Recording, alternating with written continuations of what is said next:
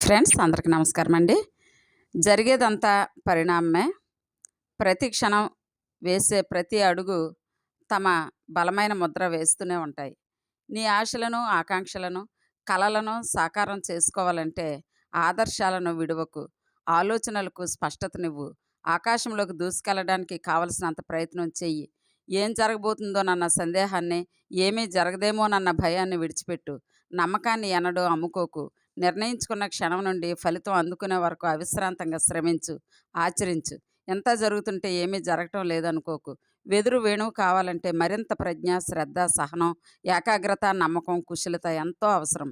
ప్రతిదానికి కొంత సమయం కావాలి. వెదురు నవవేణువైనట్లు మనిషి మనీషిగా ఎదగాలి. మనిషి ఋషి కావాలి. ఋషి బ్రహ్మర్షి కావాలి. దీనికంతటికీ ఎదురుచూపు, నిరీక్షణ కావాలి. సత్ఫలితం మాత్రం తథ్యం. Friends, please subscribe.